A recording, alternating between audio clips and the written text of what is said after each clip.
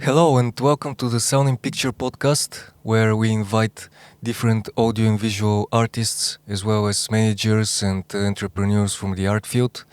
My name is Yavor Zografski, SMYAH. I'm the host. I also make and teach music, and today I invited Angel Simitchiev, also from Bulgaria, where we're based. He's a man of many faces, a musician, a writer, a teacher, and a label owner. So nice to meet you, man. How are you Nah, doing? nice to see you. Nice to see you. So yeah, tell us a bit more about yourself. You do really a lot of stuff. I guess your core thing is making music. Yeah, that's been a big part of my life since I don't know, maybe over 15 years now.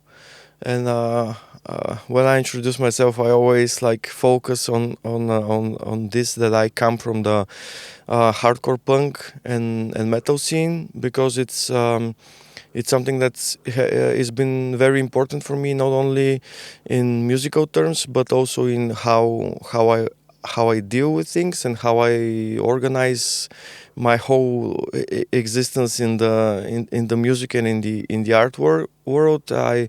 I really find it important to follow very strict like do it yourself ethics, to be as much independent as possible from I don't know, any external factors that might limit what I can do and what I create.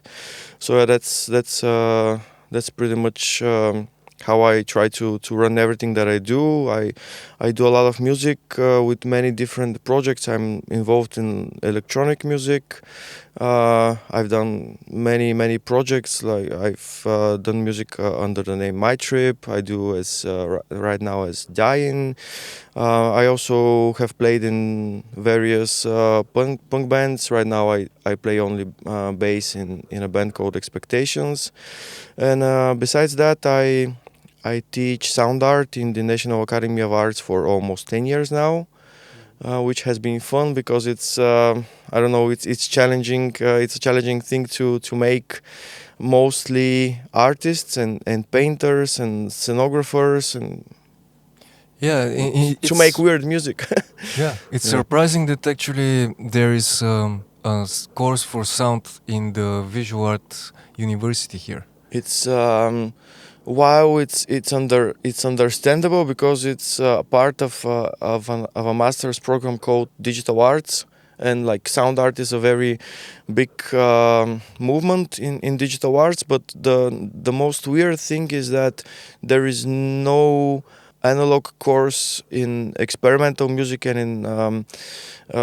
in more electronic music direction in the music academy, which is a big problem. There used to be one master's program that I had the luck to finish many years ago, but it slowly disintegrated and it fell apart. So I know only one person right now in the academy trying to make something more different, and she's called Anis Vinarova, and she's teaching sound synthesis. So this is the only thing that it's a bit more contemporary, outside of sound engineering and such disciplines that they study. So I'm happy that I have this chance to teach something that is very dear to me in actually in a context that it's not so audio and music like oriented, because for example in the National Academy you cannot graduate with only a sound work. It has to have a visual aspect to it, so it's a Yeah, bit yeah. of Yeah, just to clarify, this is the National Academy of Visual Arts, right? yeah. And it has a sound course. And what is like the basis of sound art? Is it like sound design for visual stuff, or it's Yeah, more complicated than it's this? a bit complicated because like I've kind of made this like curriculum myself, and I'm a musician and composer and sound designer and stuff like that, but I'm not really a sound artist. I don't have like I haven't done like audio installations, or I've worked on installations for other people, But like sound art is a very specific field whose idea is to treat sound as a material the same way as you treat paint or clay or stuff like that.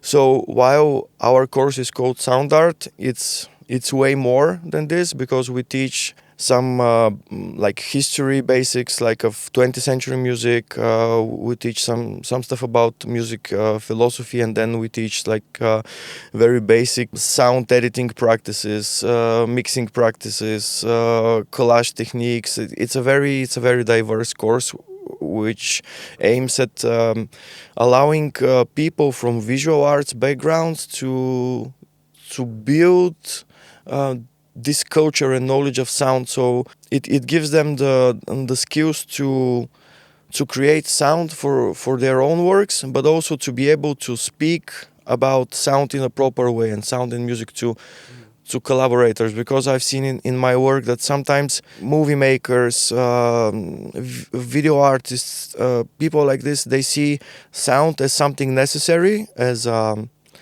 added value to their project, but they don't fully grasp its power, because sound can add like a very big and important layer to this work. And I think this is even more important than the practical skills of being able to cut and produce your own sound and own music. It is to have this like understanding what sound is capable of, so you can use it to its maximum in your own works.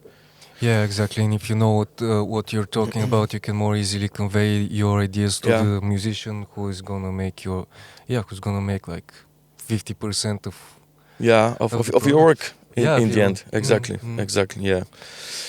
So it's interesting. We have also Ivan Shopov, who is teaching one semester. He's teaching analog and digital sound design, which means that we have not one but two sound courses in this master. So it's and in recent years we've actually seen people who are coming like from musician backgrounds, and they're coming to this masters.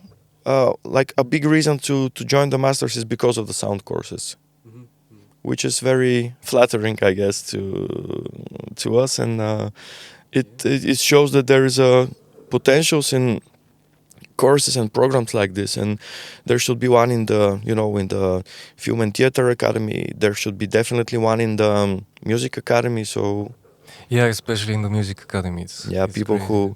people who run these institutions hire us. yeah. They need to upgrade their their everything. programs. Yeah, everything. Exactly. And you teach it in Ableton or no? Or there isn't like a specific. There isn't a specific. I show a lot of Ableton.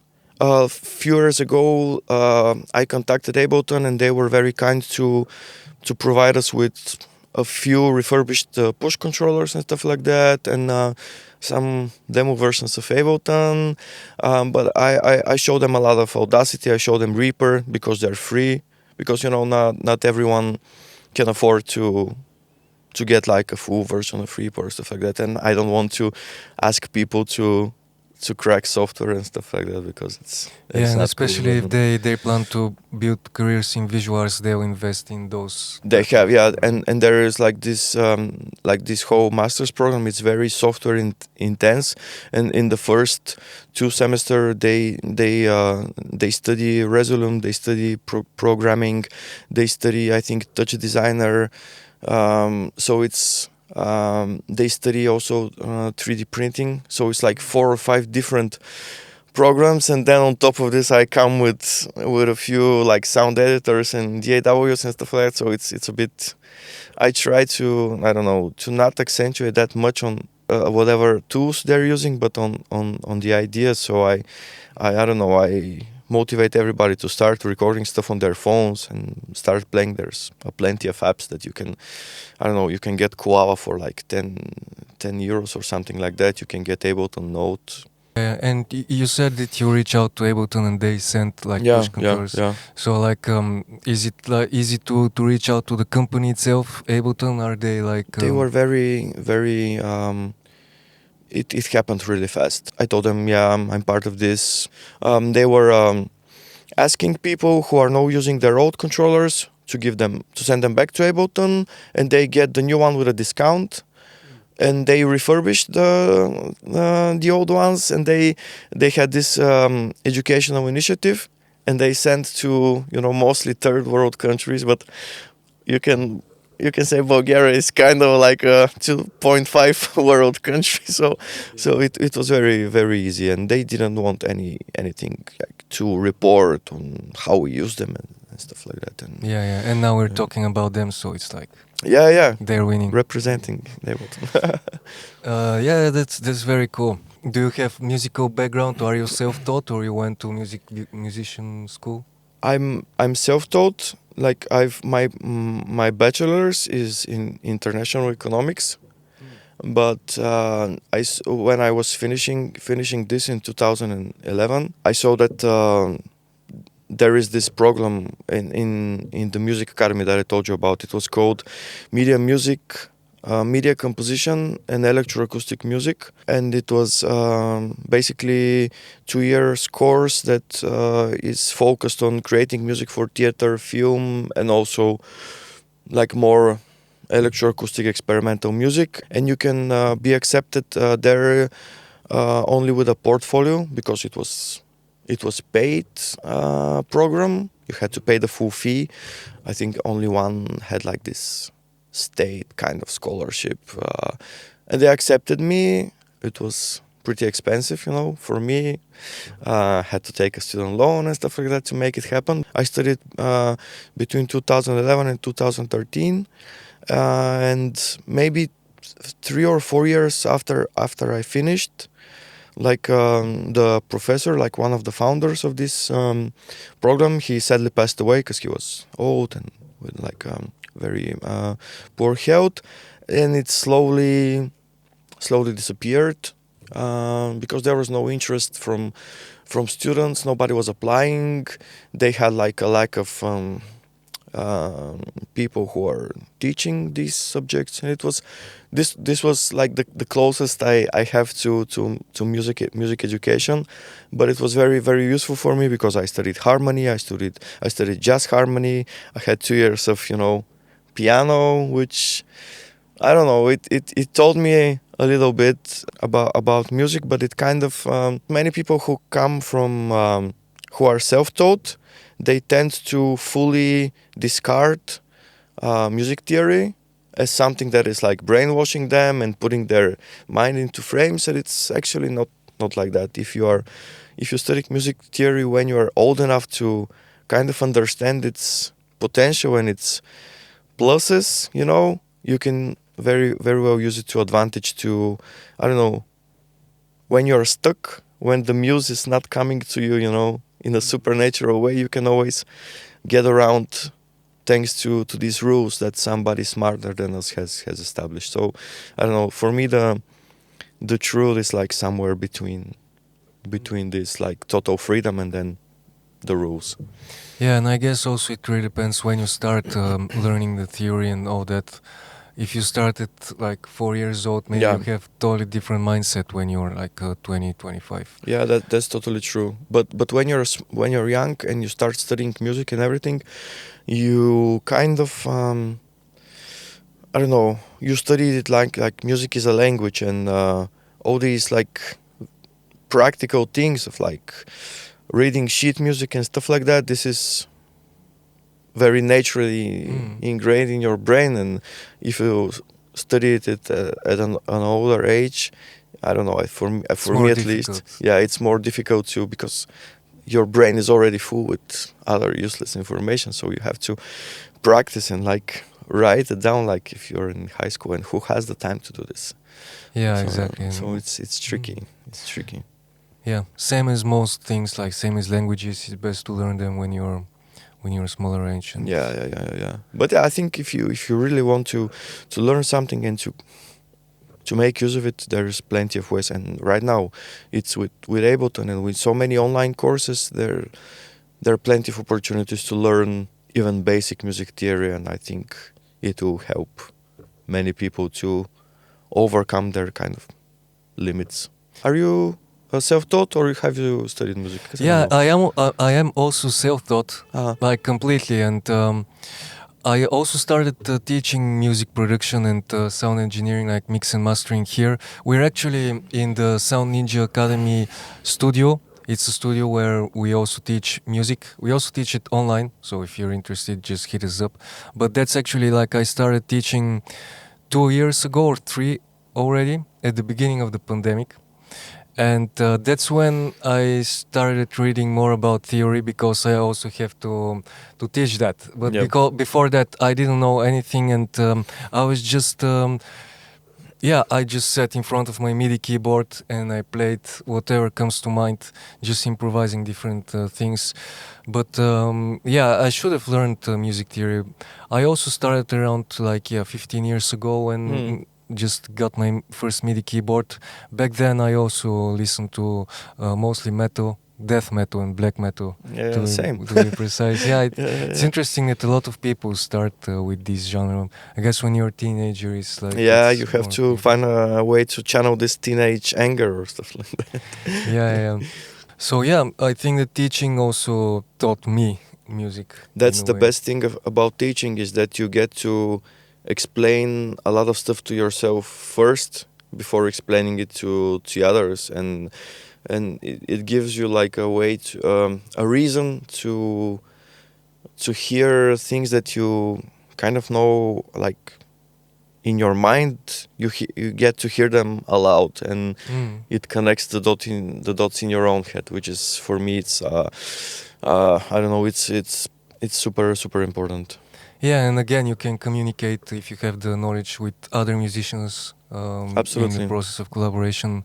When I was learning more about theory, I actually discovered that it just describes what I've been doing all the years before that. But Yeah. it just describes it in words, and I haven't thought about putting it in words before that. Yeah, it's like the whole system of about like harmony and everything. It comes from, the nature of overtone series, and it's like a physical phenomenon that happens with sound anyhow. So people just put it in practice, and I mean, it's like Western music theory for sure. It's not enough to describe all the music that is there in the world, but it's a good starting point to get a bit more knowledge and understanding about what is actually happening, especially if you are interested in starting to create music.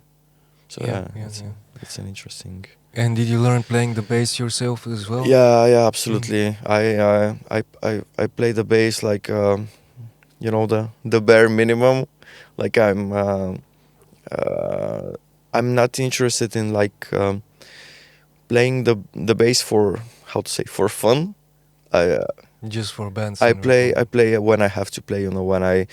When I'm recording an album or making tracks with a band, or when I have a show and stuff like that. It's just, I don't practice it, alone in my room. Boom, boom, boom, boom. It's not funny for me. But this is why I don't consider myself like a real bass player. I'm a bass player in a punk band. So Yeah. But actually, it's probably the biggest punk band in Bulgaria, right? Or well, I wouldn't say like the biggest, but it's one of the most known, and we've been around for, I don't know, 13 years or something like that.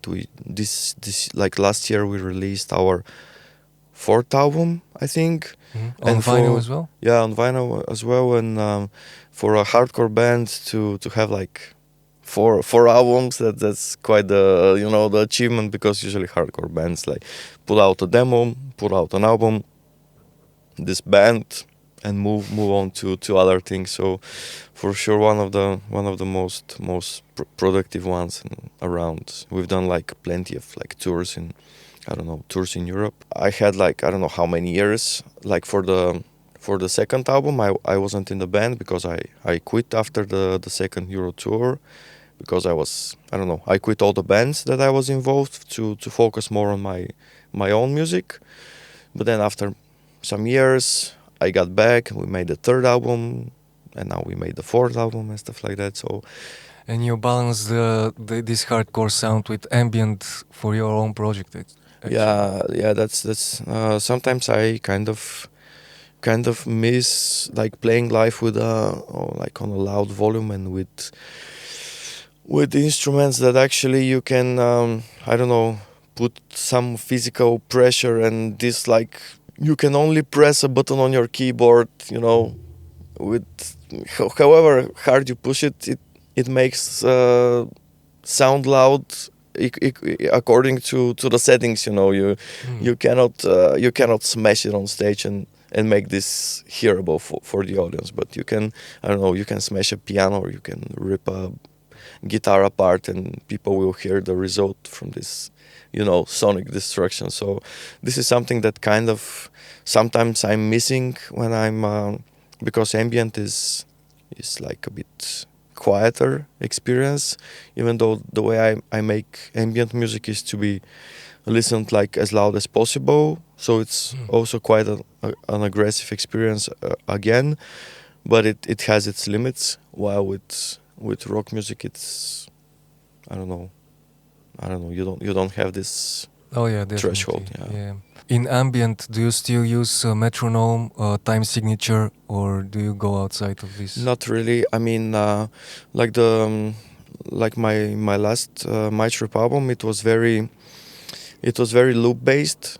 So I kind of made the whole album out of loops that I made on like analog 4 synthesizer by Electron, and then I kind of made these loops. I purposely like raised the tempo to the maximum. Like all tracks were like in over 200 BPM, and I tried to make the loops as slow as possible on this super high tempo, just to see what's up. And then the result is that you have this looping sound, but from time to time it glitches and it breaks, because there is simply no time for all the notes to be like fully, I don't know, played.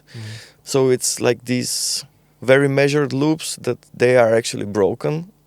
So this was like the most measured I went into music, into my music. But I record a big part of the music live, or sketch it live, and then I record it as audio files. I don't really use MIDI. I mostly work with audio. I either sample it on the Digitact or on the SP or something like that, and then I work with these samples. So I don't really have like the BPM is just something that I use as I told you, in like as an effect, as an instrument itself, not to measure by it. And like when I'm arranging like all these recorded bits, I work on I use the grids as a visual reference, at least in my own works, because for example I have this project with Stefan Bacharov from Siberian that's called Vague Voices, which is very rhythmical, and we have like tracks that are very like beat oriented, where we follow the BPMs, and we have like everybody's playing in the same key, and we follow more rules there. Our music is either super loose, born out of like modular synth jams combined with like field recordings, found sounds and stuff like that. Mostly out of the box. Yeah. But the other half of the music is very like grid based and like super punchy and rhythmic and aggressive. So I kind of I'm not interested in like setting some rules for myself. Not to say like I will never use the grid. I switch it off, and I'm interested in like challenging myself for each project, and this is why I have so many different projects that I'm part of, just to explore different sides of music. Yeah, that's very interesting. So yeah, one of the topics that I would really like to explore in the podcast in general is like I would like to invite more and more label owners and see how they manage their labels. So you actually have your own label. It's called Amek. Yeah.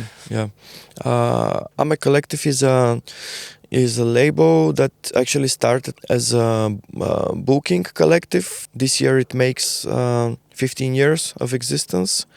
which is I don't know how fast the time passed. Amek was actually started by a dear friend called Martin Lukanov. In the beginning, he was booking like noise shows in Sofia, in damp basements and in whatever place they were willing to book them. I had my own like tiny net label that I was running called ODP, no longer active, but I started helping him out with posters, and I would like write emails to some websites to promote these events, and then he would book me to play on some of the shows, and then I kind of became part of this like naturally. 4 or 5 years later, I had this idea to start releasing music of our own stuff, because like we sent demos to people abroad, and like nobody would care. And I talked to a friend here in Sofia who is running this label called Corvus Records. It's a very old like industrial label from Sofia, and because I sent him some music, and he told me, why do you need me? You can do it yourself. And I was like, yeah, I can do it myself as I would do it with my band. And this is when we started like doing tapes. And then we slowly started inviting some friends to release their tapes, because I see that not every musician is interested in this part of like caring about the artwork, caring about the mixing or the mastering, on like promoting it or selling it and stuff like that. And we're like, yeah, we have some, I don't know, a small audience here in Sofia, some friends from abroad who know us from shows, and maybe we can do it. And it slowly grew. And like Amek is in no way a business. It's self-sustained, so we no longer have to invest money in it. All the money that it generates goes towards new events, new releases, and like expenses that are tied to all this. And I'm really happy that we've reached like a position where it's, as I said, it's self-sustainable. When I want to have somebody to make an artwork for a tape, I can pay them like a small amount for their work. If I want somebody to master it, we can afford to pay for this. It's no longer, do me a favor type of thing. And we have some releases that when they pass the break-even point, which with tape releases is very difficult, because like the margin is like super small. You barely make like profit, but some releases have done well, and we can give like this profit to the artists, and they can get something that, I don't know, maybe motivate them to keep making music. And but like profit and money, and this is not at all like the purpose of this label. This is the purpose of Amek is it's more like a family thing, where we are like a very close. This is why we call it Amek Collective, because it really is a collective. It's a tight-knit group of people who create music, who exchange.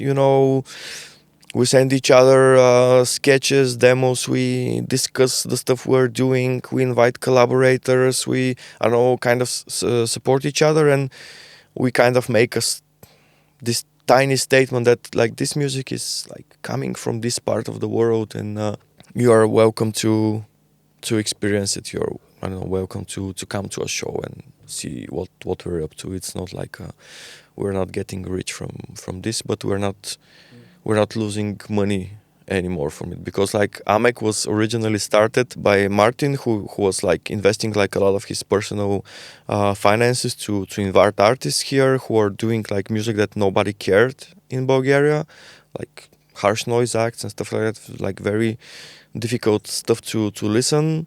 We gradually like softened it a bit and started exploring more like ambient and drone, a bit more listener friendly stuff, which attracted more people to what we're doing. But a lot of the like the initial money that was like invested in this whole operation was him selling records from his own collection, and like using the money to make our own tapes and stuff like that. So yeah. very, very DIY. Yeah. And I guess even if you wanted to make it a business where you earn your living with it, do you think it's possible to earn a living from such indie, niche genre? And I even don't if you, think so. I don't think so. Even if we, because we've thought many times to what would be to start a proper label. Go to the agency, register it as a business, as a company, stuff like that. But I think we wouldn't be able to do it only with the artists that we would like to work with, unknown and with upcoming, and with smaller artists, and it will kind of limit our freedom in what we'll be able to release, because you have to you say to yourself, yeah, maybe for this release we'll invite somebody more known, who will be able to sell like 200 records like in no time, and maybe with the money from this like more known release we'll be able to release something more unknown and something more experimental. And I kind of don't want to do this, to be limited in this way. And uh, I would like to be able to do it, but it would be a completely different project where I will have to consider way more things, and it will be again like a struggle, because at least in my view, like the Western world, but the Eastern world as well, is not really interested in what's happening in like on the Balkans, or like so maybe you get lucky once in a lifetime and somebody notices, and then you have your breakthrough.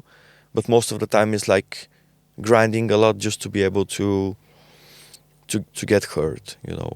yeah, and even like sometimes I send some tracks to other labels, and I'm really hesitant to mention that I'm from Bulgaria. I just want to skip that and see how if they'll treat it in a different way. Maybe if they think I'm from the UK, maybe I'll get completely different. Yeah, that's a very sad thing, but it's actually true, because there is like I don't know, people are kind of like predisposed to people from the Balkans. There's like multiple reasons why this is happening, but I've learned to live with this. And I watched a very cool documentary about I forgot the name of some Russian like lo-fi house collective, and they said a very cool thing that like the US or the UK, they their markets, they don't need another Russian producer, but the local scene needs these people to keep making things and to make their own things, and they want to see them, and they want to go to shows and stuff like that. And this is something that I'm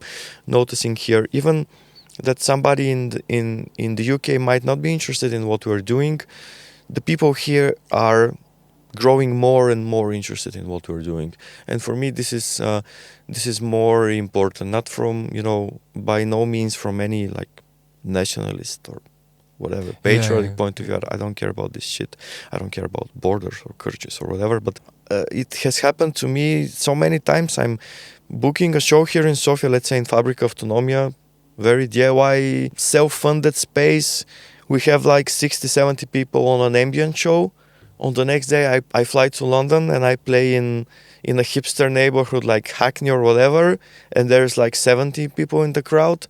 And I'm like, it's still the same thing. Scratching my head, and I'm saying, no, not 70 as in Bulgaria, 17. Ah, okay. And I'm like, so maybe the stuff that we built in Bulgaria is not that bad, actually. Because people are like more passionate, they care more, and they understand that if they don't come to this show, these shows will stop happening in the future. So they have to support it now, like in this particular moment. If you are in London or in Berlin or whatever, there's like 30 things happening in the same time, in the same day. So you cannot be everywhere. You cannot afford to be everywhere. So this leads to having like less and less people on shows. So it's tricky.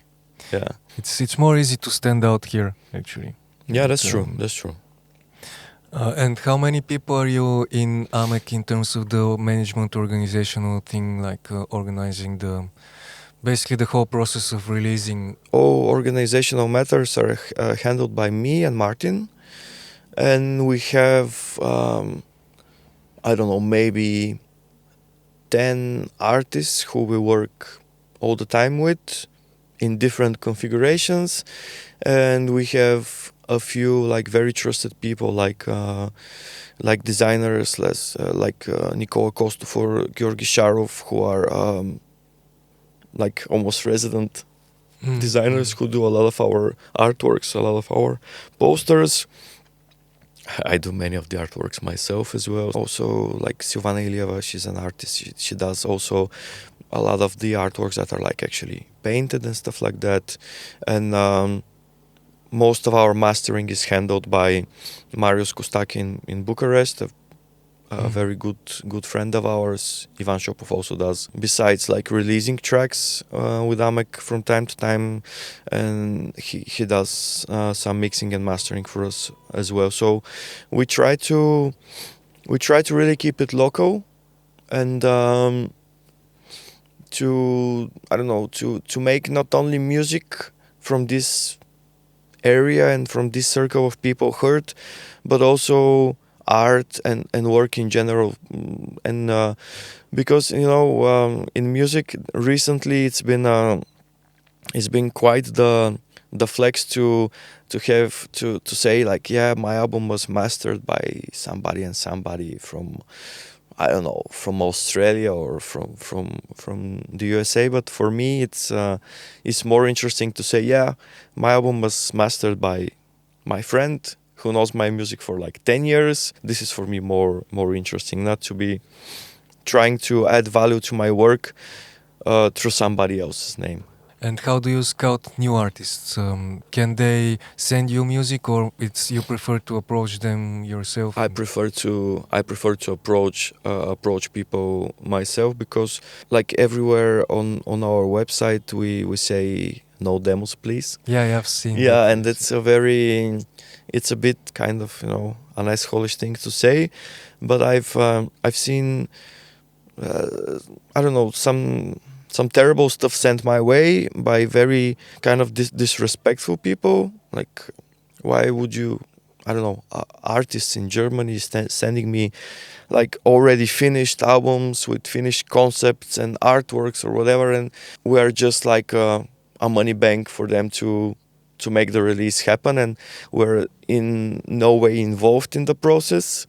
And for me, this is not interesting. I want to be kind of not to direct like the music in any ways, but just to have, I don't know, to see like the whole process from a creative point of view, to see how, I don't know, for me the best thing is to go see a show that somebody is playing, and to go after the show and say, let's make a record together, and see how the songs are shaping, and we discuss who can mix it, who can master it, and who can make the artwork to complete. I'm not interested in something finished sent my way, because it could have been sent to anybody, and it will not make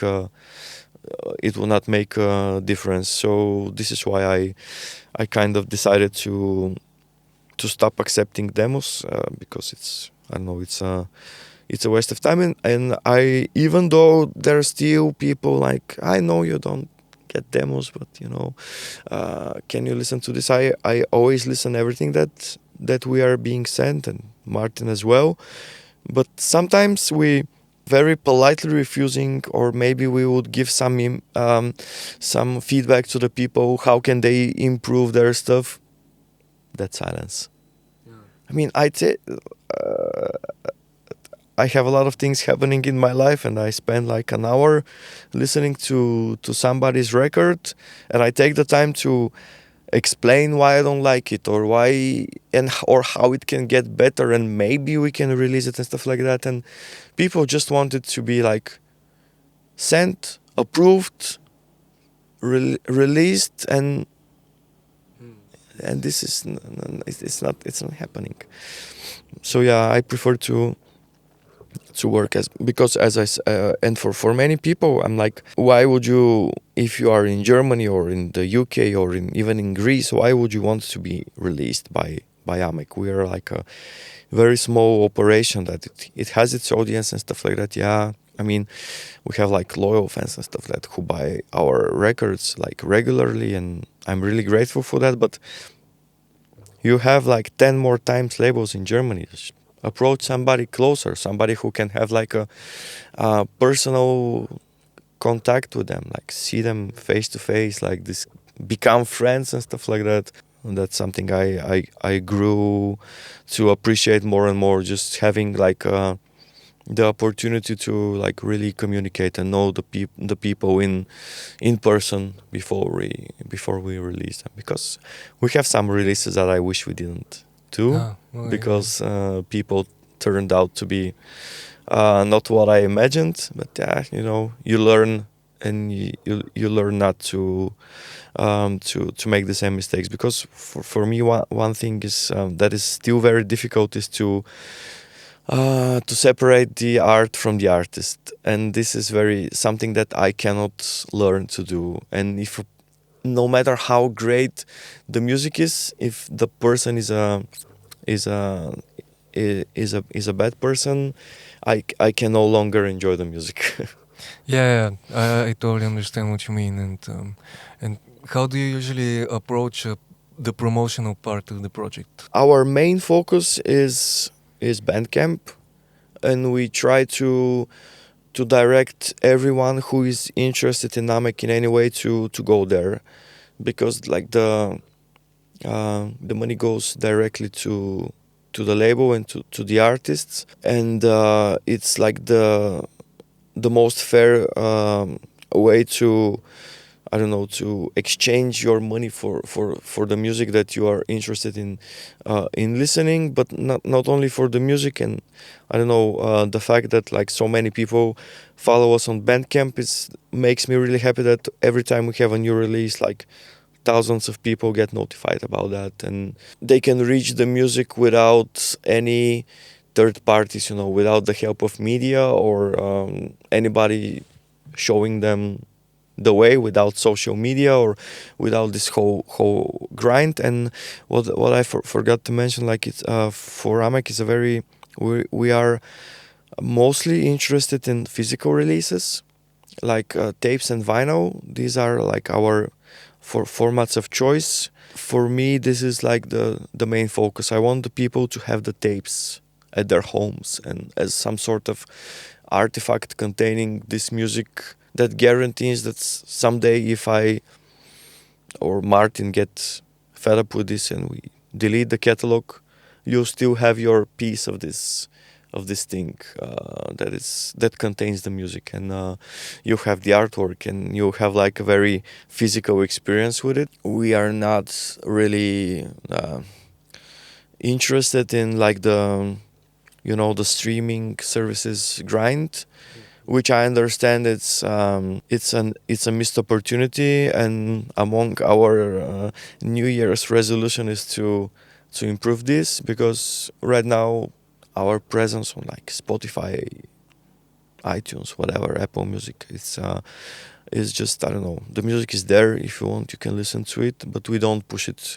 For me, like the saddest part about like music in 2023 and 2022 is that it's less and less important to write a good review, and less people are reading reviews, less and less people are writing about music. And this makes me really sad, because when I was a kid, I like most of my taste was shaped thanks to music magazines and music websites, and opinions written by, you know, knowledgeable people about music. In my memory, I know by heart articles that have been written in Bulgarian magazines. I've read them so many times, because I don't know, you have like 5 level, you buy a magazine and you read it the whole month until the next one is out. I really miss like music journalism, especially in Bulgaria. And Western media, it gets like super selective, because there are like only a few online magazines that are doing reviews now, and they're like so oversaturated with releases that would actually make the people click, that they wouldn't care a noise record from Bulgaria, you know. So even if I send, because in the beginning, if we make like 50 tapes, at least 5 tapes would go as physical promos to certain magazines or blogs or people who I know would cover the music. Nowadays I don't bother doing this because Did it work? Sending, for it example? worked. It worked. Some people would write, some people would never write.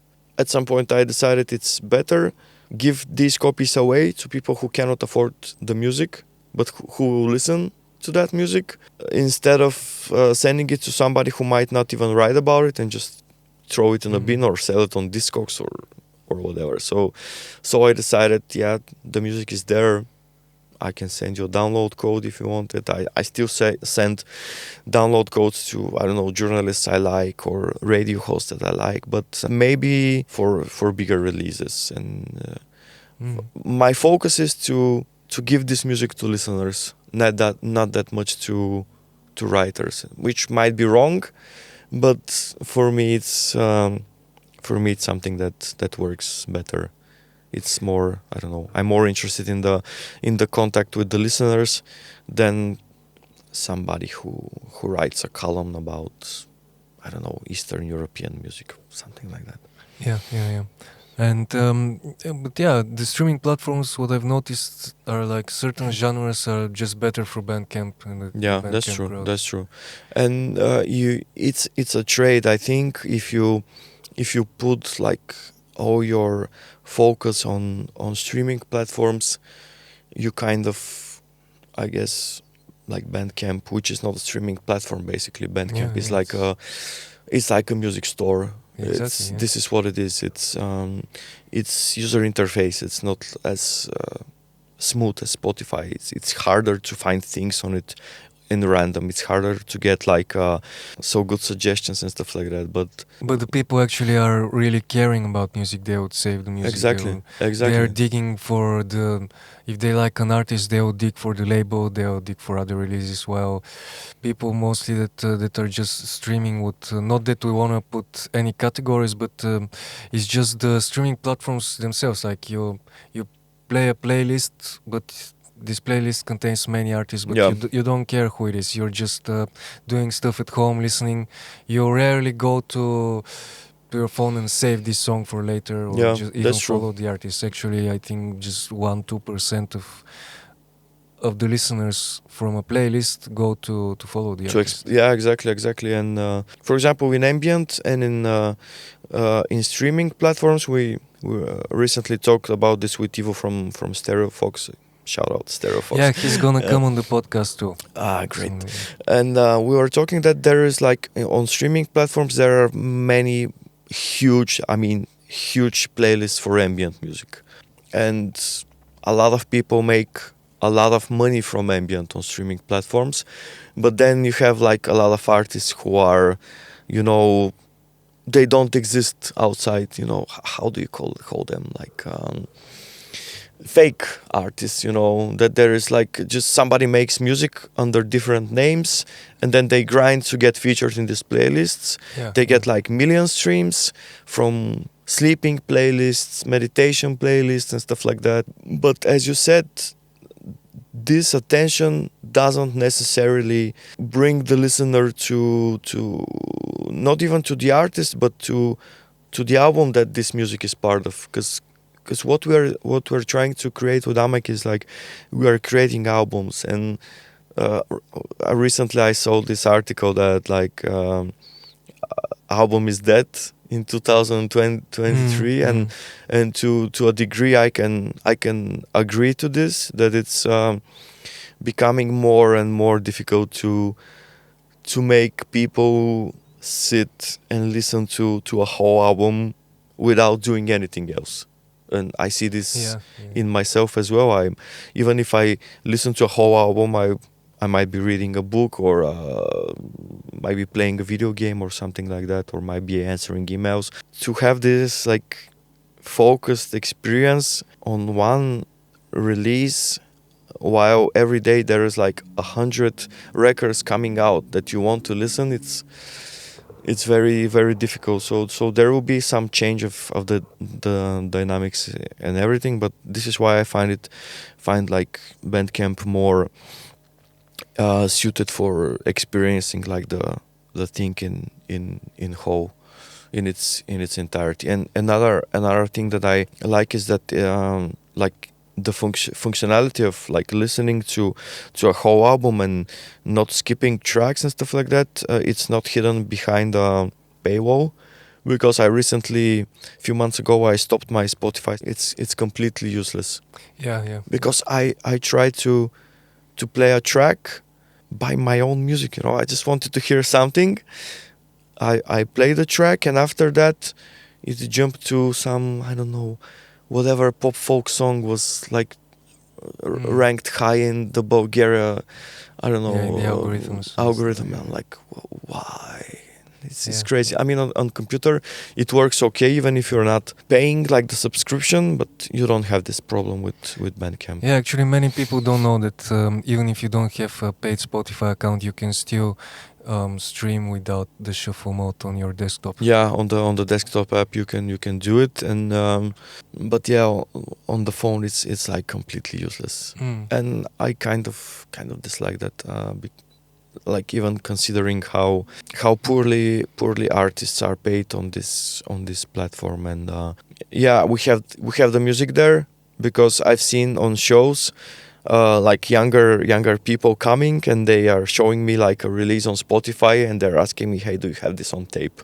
Which for me is okay. If this is the way they reach our physical releases, I'm okay with this trade to have the music of our label in a platform that is not really fair to artists, and that invests in companies who are developing weapons and shit like that. But I'm okay with this trade if it will help people to listen to the music, but I don't want this to be my main focus for sure. You mentioned vinyl. How did it change? Because we know that since COVID, it's really hard to get vinyl. Like how much time do you wait before a release? If somebody wants to put down a vinyl, what should they know? Like vinyl is a very tricky format right now, and honestly, I'm not 100% sure and convinced that it's worth this effort and this price right now. Let's say you want to make 6 or 8 tracks for a vinyl. How much would cost? Let's say 150 pieces or 200. Yeah, let's say 200 pieces. It will cost you around €2,000. I think it's something like that. It's give or take. It's something like that, because the more copies you make, the cheaper it gets. But at this moment, first, like vinyl is by no means eco-friendly, because it's not recyclable. It's also toxic for the people who produce it. The second thing is that it's an inferior format in terms of sound quality, because you definitely cannot compare it with the CD quality or with the quality of a digital lossless file. But on the other hand, you have like this very huge like artifact like containing music. It's a magical thing to experience music on this thing. It's like when I'm making music, I don't perceive it as a musical piece until I hear it when the needle drops. This is when I hear, okay, yeah, this has its own life right now. Because with the file, I can delete it. My hard drive could die, and it's gone. The server might drop dead or something like that.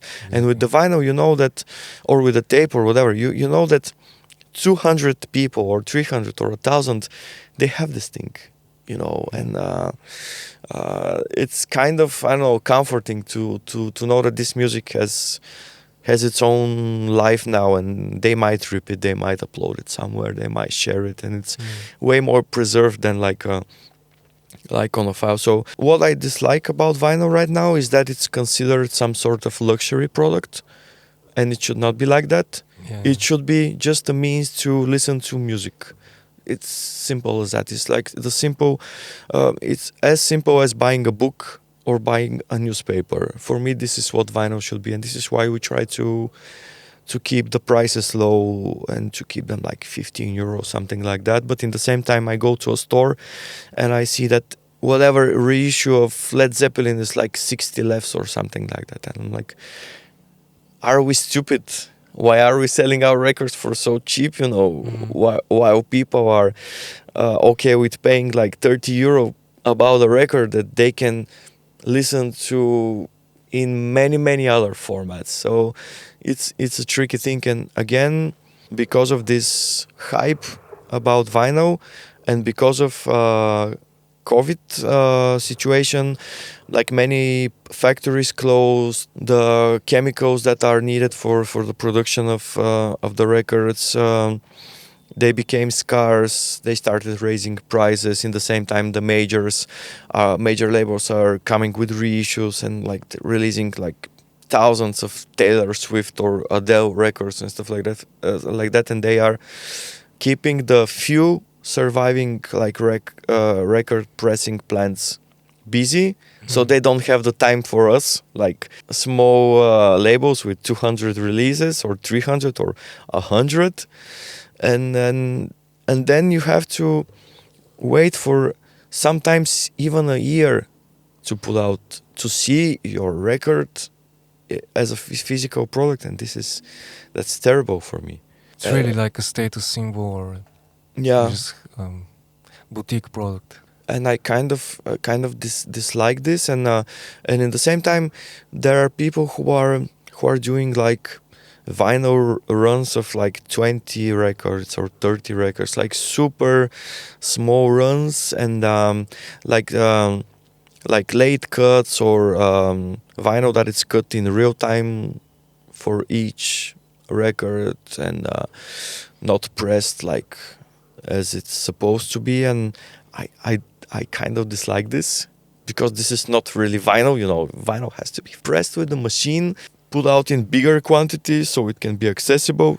If you want to have 20 copies of something, burn a CDR or make a tape or just upload the files and everybody can listen to it without having to say, yeah, I have a vinyl release. No, you don't have a vinyl release. You have like this souvenir thing that, because if you go to Ducan Meloman here in Sofia, you can record a birthday wish on a vinyl, or have your release dubbed in real time on one copy. Does this count as a vinyl release? Not in my opinion, and. So yeah, right now I would advise people to really consider: do they need this thing? Do they need this music to be released specifically on vinyl? Because sometimes it's just not. I don't know. It's not worth it. Do you see any hope in fixing things in the future, like getting more stable? I think. At some point, like this boom, this balloon will again burst, and because on the other hand, it's actually, I've read some statistics that the sales of vinyl have gone way up. Yeah, they've gone way up, but they have gone up mostly for the bigger labels, for the ones that can afford to reissue releases from their back catalog that have been long sold out and stuff like that. Like, for example, the sales of Amek, they haven't been on the rise. Like every release that we make, because we release vinyl since 2015, and we kind of release 1 or 2 LPs per year, and the rest is all tapes. And where do you distribute it? Do you send it to shops? Yeah, we have, I don't know, maybe we are not working with a distributor who takes care of things, because we haven't been able to create a relationship with one, because again, we are a DIY operation. We are from Bulgaria, and people don't trust, I think, they don't. It's a risky business, you know, to Mm. buy 50 records from somebody you haven't heard before, even though they have been doing these things for a while. So we have like I don't know, maybe 10, 15 stores or mail orders in different countries, like in Germany, in Japan, in Belgium, in the UK from time to time, in France, and we in Poland, and we kind of work with them. Mm. So you, They have managed to build like a small audience for our stuff among their audience. And what we often do is like in a very punk way, we trade records.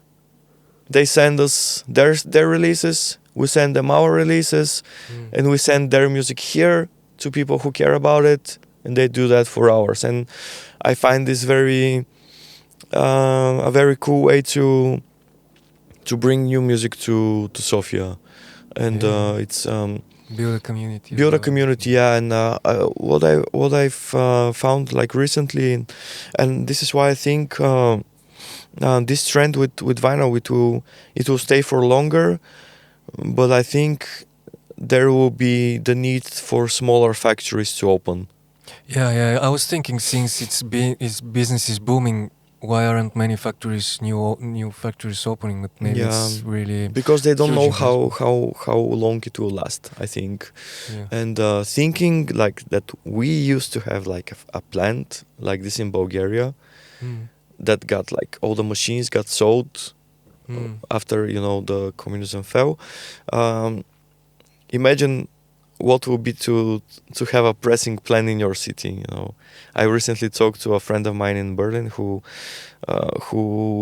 self-released his record, and he literally took a cab from his home, went to the plant, took his records, brought him to the studio.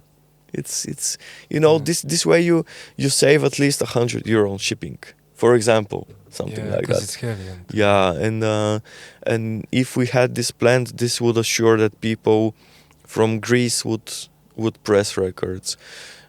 People from Serbia, from Macedonia, from Romania. Like Mm.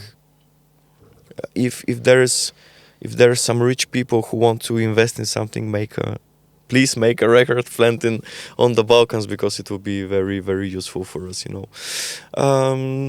So yeah, it's again a very community based thing to exchange records and to work with stores. And I think one of the one of the directions and one of the things that we'll see a comeback in the future will be record stores. Mm. And I've been working like very closely with a few record stores here in Sofia, and I see that they actually managed to sell a lot of our stuff. And there's like random people just dropping by, like tourists dropping by, just who want to get some music from Bulgaria as a souvenir for their time that they spent here. So Mm. it's very important to support record shops and not just live on the internet. Yeah, yeah, and just brings a new life to music. Yeah. Okay, it's been very very interesting conversation. Before we wrap this up, do you have anything else you'd like to add? Also, tell people where they can find you and Amek and. Yeah, the best way to find Amek is on Bandcamp. It's amekcollective.bandcamp.com.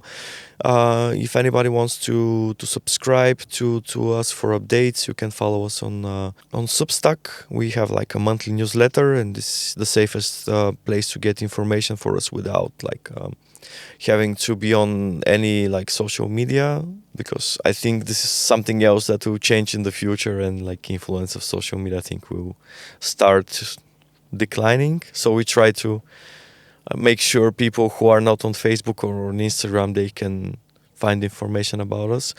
And I want to say like the most important thing is that music is like a social thing.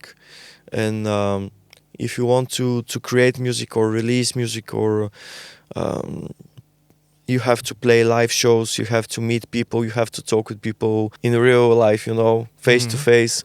And I just want to say, like, support your friends, support the people who are in your community, create connections, because these things will last for life. And this is like the truest and more, you know, most sincere form of communication is through music and through face-to-face, like, interaction with people. Like, support your scene and the people who are creating stuff, like, right now in this moment, because they will definitely, you know, not live forever. Yeah, definitely. Music brings people together. So Yeah, that's true. That's true. Okay, it's been a pleasure. For me too. Thanks for having me. For sure. Thanks for being part in this. Okay, people, stay tuned for more episodes. You can always click follow on your platform, either Spotify or Apple Podcasts or wherever you'd like to. And see you soon.